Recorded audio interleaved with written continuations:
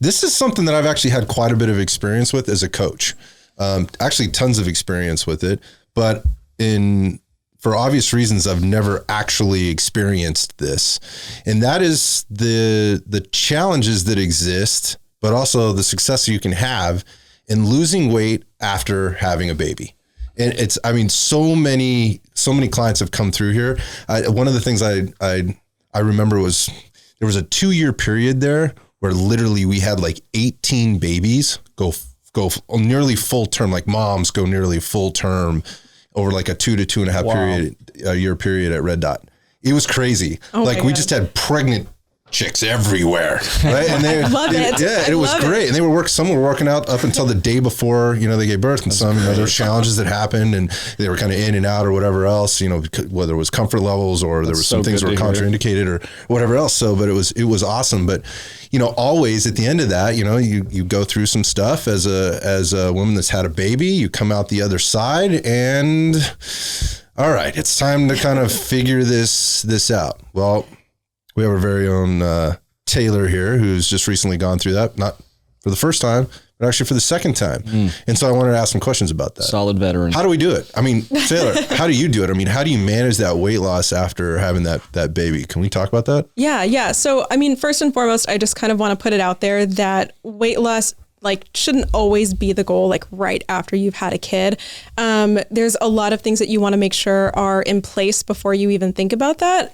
First and foremost being hey, is this because you really want to do this for you, or because you feel kind of some pressure, from maybe people around you, or you're seeing people on Instagram that are dropping weight really fast, and everybody's different, right? It's a stigma, right? After, Exactly. So definitely don't force it, or don't feel like you have to jump into that starvation diet or something, right away. The very first thing that I think that people should make sure is in check is just their overall general health.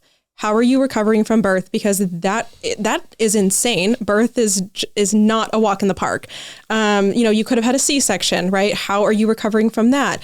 Mentally, how are you, right? Because postpartum, we know that the hormones go absolutely insane. Yeah, they're crazy. Yep. Exactly. I do know that much. Yeah, right. Scott hasn't had a kid, but he's witnessed had partners. Hey, men are affected. Men's testosterone is affected by their partner being pregnant. Another talk for another time. I know. Not mine. Anyways. So your hormones are going crazy. You could be having the baby blues. You could have postpartum depression. After my first, I had postpartum panic disorder. I was straight up having panic attacks after I had my first, just because of what your hormones are doing at the time. So mentally, what were you anxious about? You're just is it about the kid being out of you, or what?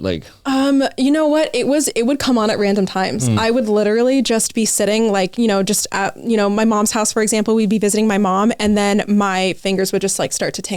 And then my muscles would start to kind of seize up. And there was a point where I was locked in this position because I guess my body was hyperventilating and I didn't realize it. My heart rate, my blood pressure spiked.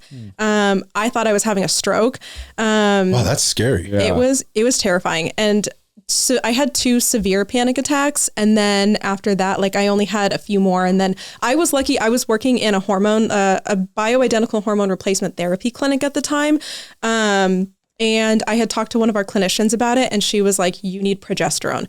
And she prescribed it to me right away. I started taking it, and it was beautiful. I was so at peace. I was sleeping so good because, estrogen and progesterone, they climb throughout the pregnancy, right? Because it's this slow transition from day 1 to birth. And then right after birth, they just plummet. Yeah, they just go the other direction. And it's you have this smooth change that happens over 10 months. And then everything just plummets, and your body is what is going on? It's basically going into, I got to keep the baby alive, but at the same time, I need to get ready to get pregnant again. Yeah, literally. It happens that fast. And some women can get pregnant again as little as 3 weeks after having had a baby. And so that's a whole bunch of other stuff. So make sure that mentally you're okay. If you had a traumatic birth, that's also something else to kind of make sure that you're healing from. Physically, make sure that you're okay. And on top of you may not be sleeping, you might be breastfeeding. And those are 2 things to take into account, because rest and recovery is a huge part of weight loss. So if you're not sleeping good, all those efforts into trying to be in a deficit and just putting that stress on your body on top of not sleeping, that's just stressor on stressor on stressor. And that's not going to help you. And not the last factor, but one of the other factors I wanted to touch on, was breastfeeding as well. And that's something that I'm taking into account for myself right now. You need to make sure that your supply is locked in, right? Because if you put yourself in a deficit, there's supply and demand with the baby, yes, but if you're not putting enough in, your body's not going to produce, right? So you also have that factor, and you may not be producing as much as your baby needs. So that's another factor. And that's something that I actually am taking into account for myself right now. I'm actually eating at maintenance calories, and it turns into a modest deficit. It turns into like a very, very small deficit because of the breastfeeding. Mm-hmm. And we don't know exactly how much you're burning. We know that it's somewhere between 200 to 500 calories a day. But so far it's been working for me. My supply is fine. Mentally, I'm fine. Physically, I feel great. And I'm seeing a loss. I'm seeing a dip in the scale every week. So it's a couple of things there. Just going back to the how many calories. Doesn't matter what the number is. The bottom line is like, it's logic, man. Like your body is having to do this extra work to produce this substance that's supposed to sustain another life. Yeah. Why would you yes, it's going to there's a cost for that, right? Mm-hmm. And so you're already in a deficit if you're at your quote unquote maintenance, right? It's just, that's what it is. That's why the pregnancy factor is such a huge factor in all things to consider when it comes to nutrition and exercise from during and after the pregnancy. And I have seen quite a few times where it's either one of two things. It's almost never, it has been with you for obvious reasons, but it's almost never like this smooth transition back into exercise. It's either I am totally afraid to get back in there and do this. I think there's psychological and physical things that come into play there, obviously emotional, psychological, physical things that come into play, or it's the opposite. It's like, I'm ready to go. I need to get back in there right now. Emotional, psychological, and physical things come into play there as well. It's never like, hey, here's my plan. This is what I intend on doing. Yes. This is my intention. But I'm also being very flexible with that intention, and I'm going to monitor this on a day-to-day, week-to-week, month-to-month basis. Mm-hmm. It's the only thing that's been planned for the last 9 months is how is this thing going to happen? And that is giving birth. And then how is my life going to change? How are we going to change as with my partner, if I have one, all of the factors that go into that are all being talked about. But one of the most important things is how are you going to maintain your own health into the long-term future. And I think that is a huge tipping point for a lot of moms that went through the majority of their life being very active, very, let's say, health conscious and sound. And then they got themselves to a position that they didn't have a lot of control over, right? I mean, pregnancy is going to do things to your body, right? In a lot of different ways. And we don't have to get into all that today, but one of those things is you're going to gain weight. Yes. Right. And then you're going to feel out of shape because you're going to be deconditioned to some extent. Right. Mm-hmm. You can still work out through your pregnancy and do all kinds of stuff. Again, that's things we can talk about. But my point of this is like, now you've come out the other side and now you've gained however much weight. You're having a hard time taking. You've never been in this situation in your life, and it can literally make or break your decision-making process and your success in terms of taking care of yourself. Mm-hmm. You see a lot of moms that get to a certain point, they start, all of a sudden they have kids, or new moms, they've taken care of themselves their whole life, then they have kids, and then it's just gone. Yeah. They just let it go. Mm-hmm. And then at some point they make a drastic, they make a decision and they do something drastic to reverse this, which is a whole recipe sort of for disaster. Yeah. It's mostly the pain that brings them back though, like the lumbopelvic area. There's something, or the emotional pain that they're feeling about not feeling good about themselves or not having taken care of themselves, or there's so many things there. Yeah. So just driving this back to losing fat after baby. So first off, you mentioned a very important thing, that was hormonal balance. Yeah. Like you're in a sense, you are balanced during your pregnancy, hopefully, right? The things that are supposed to be happening are happening. You mentioned progesterone, estrogen. One of our good friends, Dr. Bob, calls progesterone the peacekeeper. Oh right? My God. He calls that one the peacekeeper. Like when shit's going, when gotta get a syringe of that. Yeah, in my pocket. when females are getting to a point in their life where that estrogen balance is starting to get off, a lot of times, things happen, and a lot of a lot of moods and things happen as they get like they may have felt when they were pregnant. And they're like, I don't like this feeling, you know, and then it manifests into behaviors and, you know, and things like that. And, you know, he'll tell you all day long, like, yeah, progesterone sometimes can clear that right up. It just puts it right. Well, there's back nothing into wrong balance. with having your hormones balanced. No, absolutely not. Like if your hormones are imbalanced and you're out in the world, you're probably doing a disservice. Yeah. All right. Like most men that are depressed, you probably need testosterone. You're probably low in T. Yeah. Well, whether you need it exogenously or you need to clean up your lifestyle, exactly. Diet, you know, whatever else to balance it back out. But most men, you're not depressed. You have low T. I mean, it's most men, like my friend just went through this. He was going through all these antidepressant pills and everything. And then he went to the doctor. He's low T, got the shot. He's like, dude, I feel great. Not on any antidepressants anymore. He's fine. And you know, not a lot of doctors are on board with that because every year they lower the normal range. So for somebody who probably should be considered low T isn't going to get the hormone replacement therapy they need because it's considered normal. Yeah. But that's based on an average that's been shrinking every single year. Yeah, it's bad. It's taboo. You bodybuilder, you want to get big. That's why you're over here asking for testosterone, right? There's so many things. I've been through that myself, you know, personally.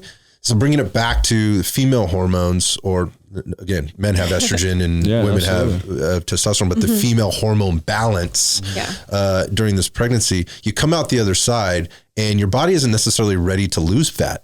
Right? It's not ready to lose that weight, right? It has to maintain. So where we left off a little bit there was like, you are at maintenance, but you're still in a deficit, right? And because of the breastfeeding, even if you've really got your food or your diet and your exercise and your activity all dialed in, you need to understand you're likely in a deficit if you are breastfeeding. And again, that's different for different people. Yes. There is no perfect number.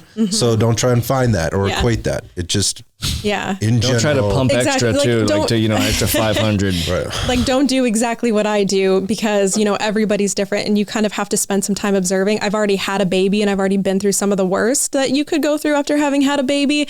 I also spent the first 4 weeks after having had my second, I wasn't counting calories at all. I was just eating when I was hungry. I was actually doing some non-traditional stuff to make sure that I was repleting my nutrients because, so I was taking organ capsules. I was taking desiccated, placenta and liver. I took prenatals throughout my entire pregnancy with my first, and I took prenatals after having had her.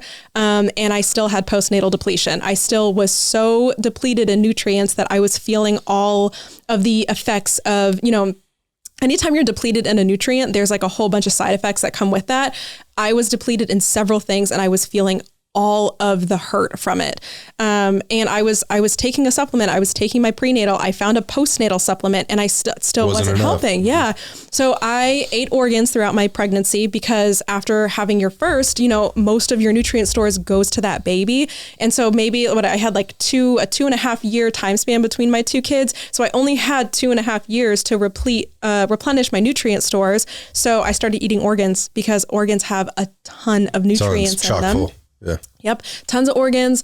And then even after having had her, like I said, I started taking the placenta and the liver capsules because I wasn't like totally I didn't wrap my head around the idea of eating my own placenta. I know some women do that and that's great. But I just couldn't do it with my own. I just threw up over there. I just couldn't do it. I'm sorry. Let me get a big old plated placenta. So the good thing is I know that these cows, you know, are from New Zealand. They're from a great field that, you know, they're all happy cows and stuff like that. But it really, really helped. And going about the organ route, I felt great. I felt amazing throughout my pregnancy. I felt amazing in those first 4 weeks. I started doing like minor exercises, right? Because that's another thing. You need to be aware of where your abdominals are at and where your pelvic floor is at. Because I know that my pelvic floor was way weaker after my second than it was after my first. And my diastasis was actually a lot better after my second than it was with my first. So the separation of the abdominal musculature during the pregnancy, which is a natural part of the process. Exactly. Right. Exactly. So I kind of started taking like slow steps. You know, I did a workout. Okay. I pushed myself a little bit harder the next day. And I was really, really careful as to how I was feeling. Okay. Is this sparking another panic attack? Is my cortisol out of whack? I was just very, very gentle You're with checking it. in after the experiences you had previously. Exactly. Which you may not have known if you had not gone through that experience. You just touched on a couple of things that I think are really important takeaways for people that are listening and maybe taking notes. And one of which is the desiccated organ supplements that you were taking were bovine in nature. They're bovine harvested, right? So those are coming from cows. Yeah. Right. So that's one thing to know, but where your supplement is being sourced from is extraordinarily important. And the second part of that is why you were doing that. And it's a great idea to take a pre and postnatal supplement, right? Vitamin, mineral, micronutrient type, capsule or whatever way you're ingesting it or getting it. But that's based on the premise that you are already topped off. And that's kind of the insurance policy to get those extra things. Yeah. Well, we know that we're not going to be topped off even in our best circumstances all the time on everything. I'm low on something right now. But if we're doing a good job with our lifestyle and with the intake of our nutrients, where we're getting those, where we're sourcing those, we can play it really safe, but having those things on board is great. But what you said was you were depleted. So I'm not taking a basic supplement to reach repletion levels to get you back up to where you need to be. Ramp it up. Those things need to be elevated for a certain period of time. Now, I'm no doctor, but here's a good example I think maybe most people, men and women, can wrap their head around, and that's the whole concept of your vitamin D, right? And how important that is. And most people we know are low in vitamin D. Now, you got a lot of people out there that jumped on the vitamin D train when COVID came up, because we started to hear that a lot of people that were dying of COVID or contracting COVID also had very low levels of D. Now, just going down to your Whole Foods or your Costco and buying D supplement off the shelf, right, and popping that in there, horrible, and expecting I'm taking my D now, I'm good, is not rooted in a very thorough thought process. That is I'm fulfilling my emotional needs here with thinking I'm taking D, and then that's helping me. We're paying somebody a dollar amount and expecting to get a result. From that. And So it's not nearly, when you're getting it in that synthetic supplement form, it is not nearly as bioavailable as it is when you're getting it from a food source. Correct. Or the sun. We know that. When you take a vitamin, you pee it out, you can smell it. Yeah. You know that's a bad vitamin. I know there's times where I'm like, oh, I can smell it later. I just peed it out. So there's all kinds of things to think about there, but where it's sourced and you, again, the important piece is here coming off the pregnancy is you're going to be depleted in certain areas. So reaching levels of repletion means taking more than the quote unquote, air quotes, RDA or recommended daily allowance.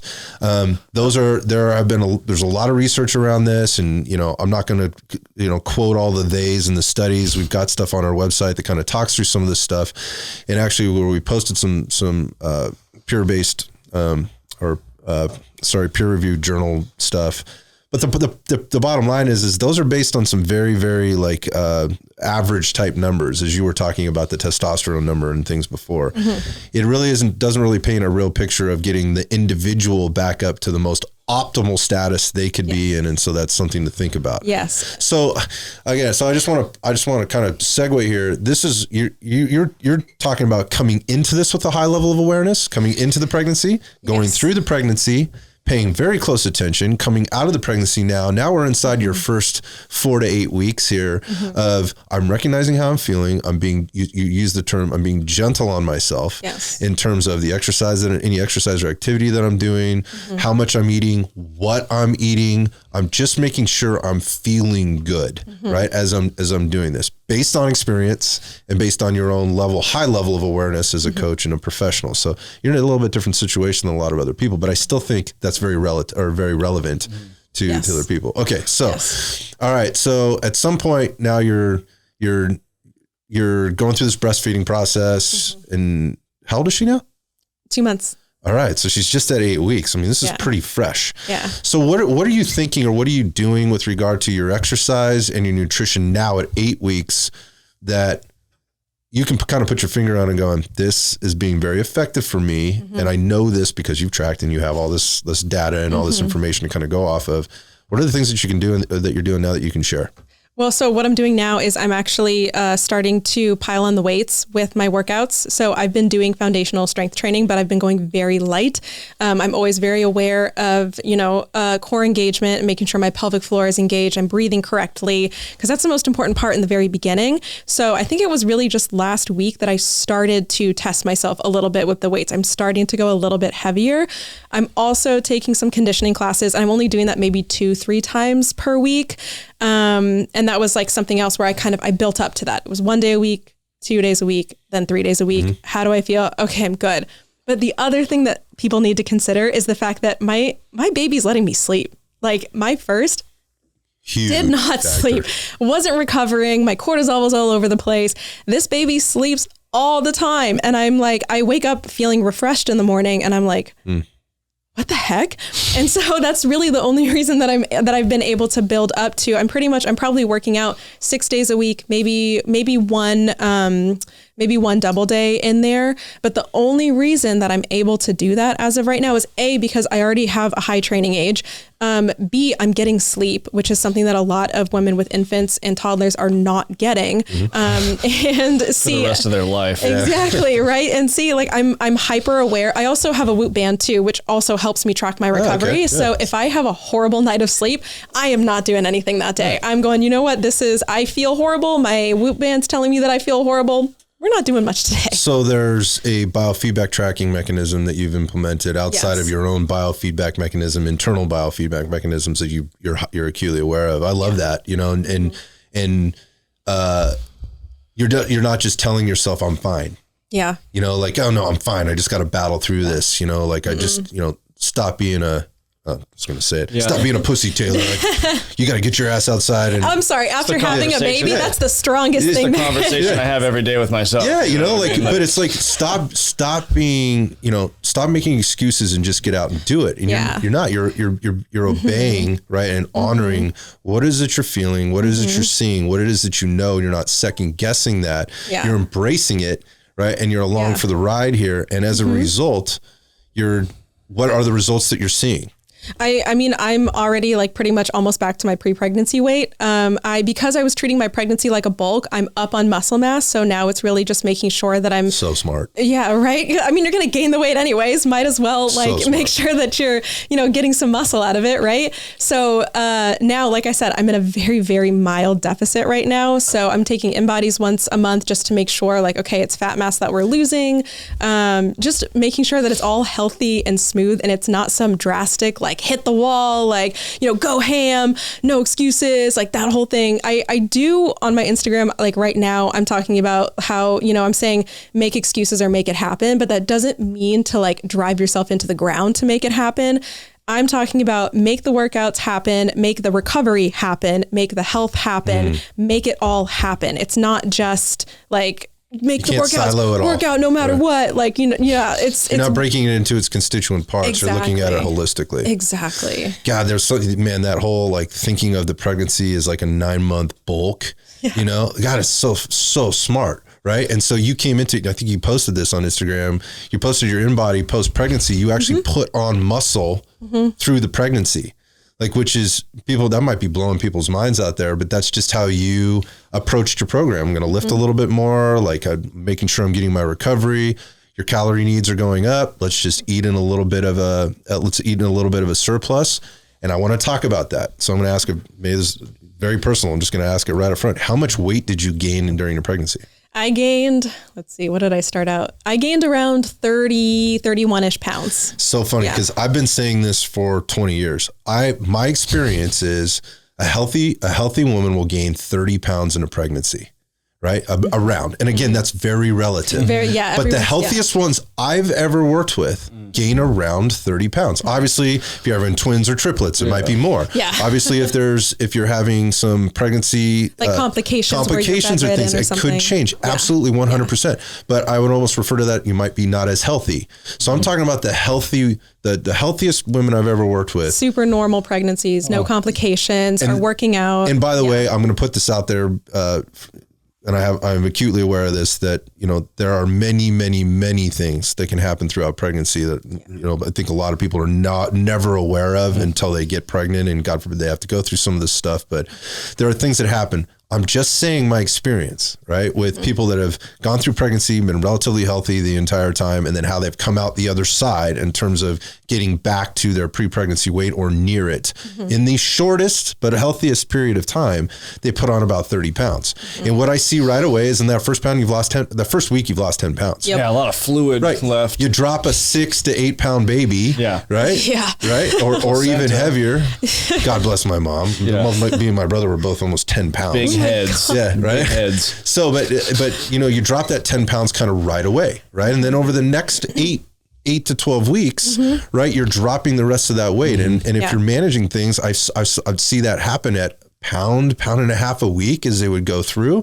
It should kind of go through that natural. Right. So if you thought about it, 30 pounds, 10 pounds is gone. Now you got 20 pounds. Another 10 pounds gone over the next 6 to 8 weeks, right? So in 6 to 8 weeks from there, you've got about another 10 pounds. Yeah. Right.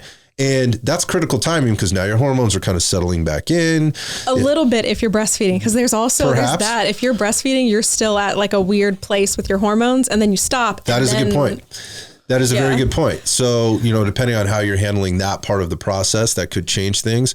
But reasonable to think, if it took you 9 months to put on 30 pounds. Yeah. Right. Exactly. And you know, you're coming out of week 1 about 10 pounds later. Now you have 20. That ain't happening in 3 months. That isn't happening in 3 months. Could it? Absolutely. Anything, you know, a lot of things can happen. I've seen ladies that drop babies and walk back in. And you're like, there's a lot of factors. Yeah.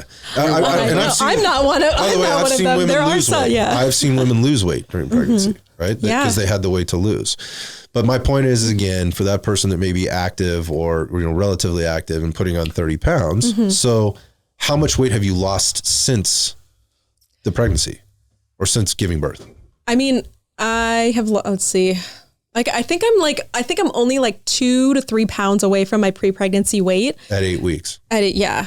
But that's, I mean, again, like it's based on the individual. I went into it experienced. I went into it because after I had all the issues with my first, I did certifications. I bought so many books.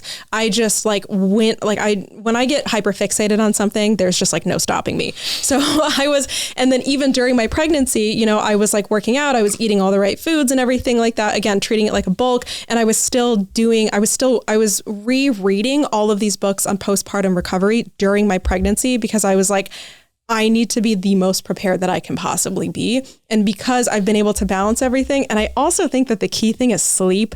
I really think that the fact that I'm getting good sleep is like the main reason I'm seeing the results that I'm seeing right now. Because with my first, it didn't take 8 weeks. It did not. Like it was one of those things where I was so busy recovering from, you know, the postpartum panic disorder. I was so busy repleting all the nutrients and just making sure that I was healthy.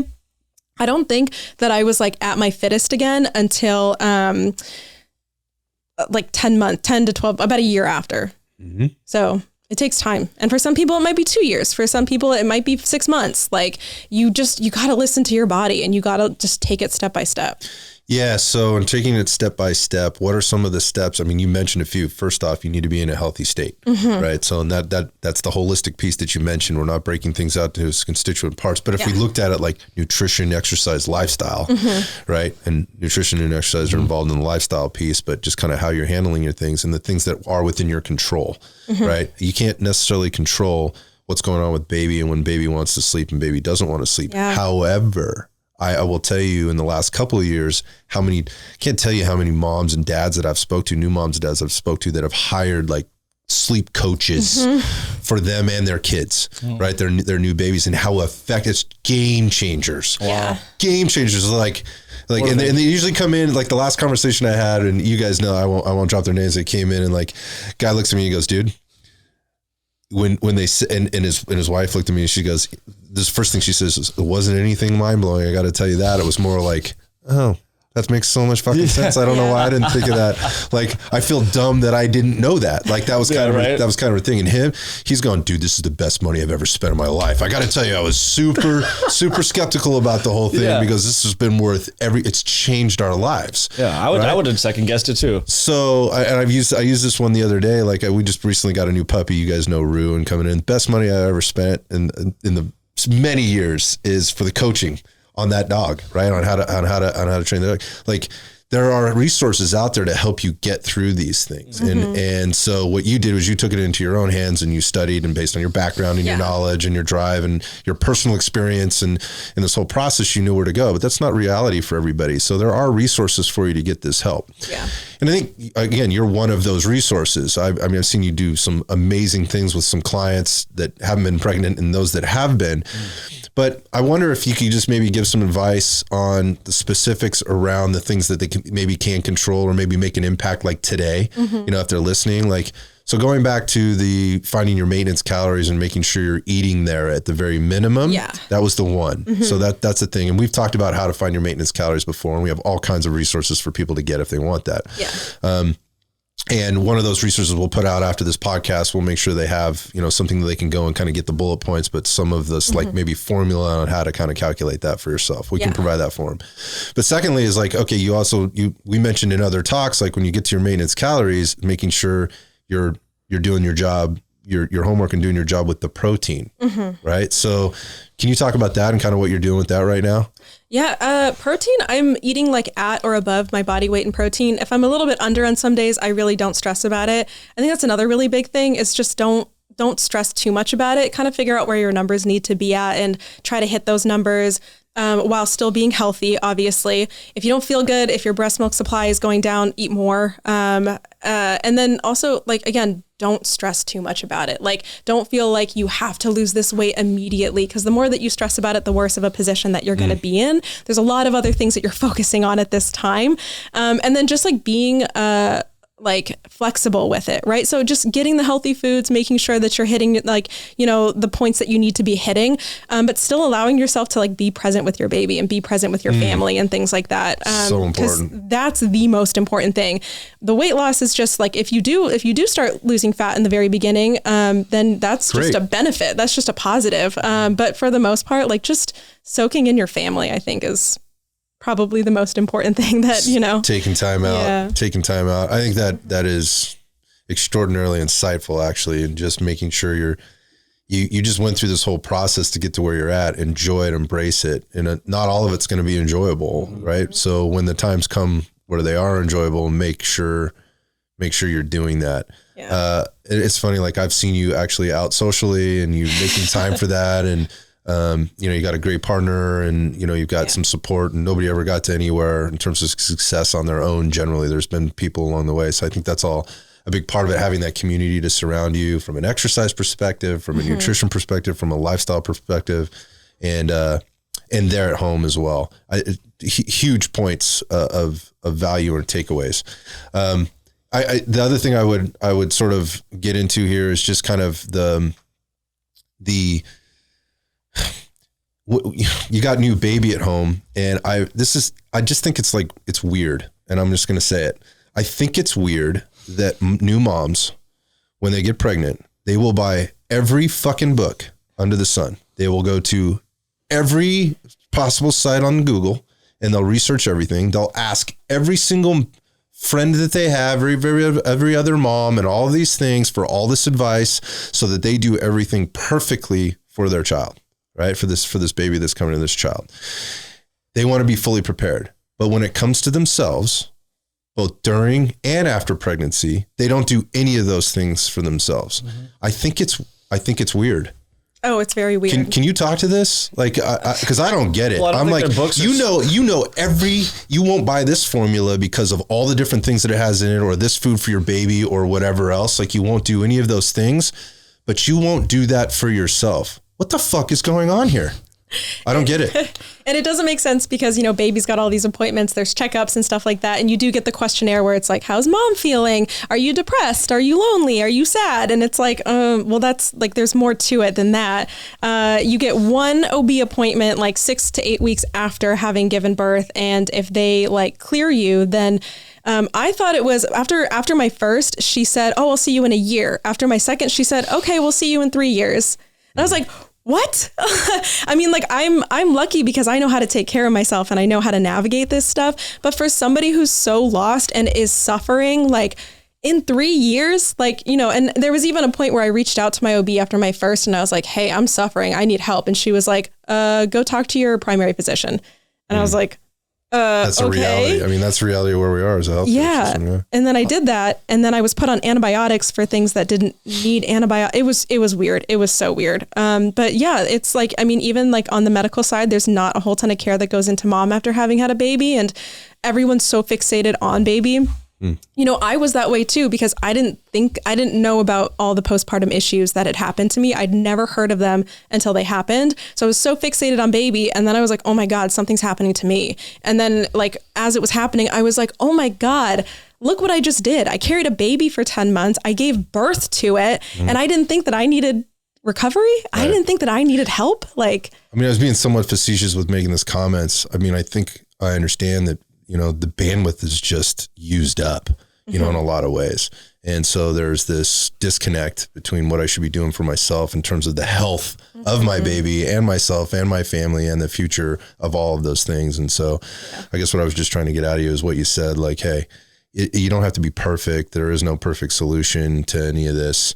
There is no one size fits all, just like anything else. But you hit on some really key points there, which, you know, I think are key takeaways. And I think we can do a good job maybe putting something together for people to kind of get their hands on at the end of this podcast and kind of go through those checklists and maybe provide some resources for them to go look at if they're needing help with their nutrition, they're needing help with their exercise program, they're needing help with their mental and emotional health, things like that. Kegels. And Kegels. Yeah, and I just want to make a very serious note here. I don't think I've ever seen Jeff more uncomfortable than he's been in this entire conversation. I got a lot of stuff I wanted to say and I just kind of held it back. Yeah, sure you did, bud. Yeah. Sure you did. No, I'm kidding, but I think it's probably a good place to stop. So thanks for that, Taylor. I appreciate you opening up and giving us your story and the advice, man. Of course. Yeah.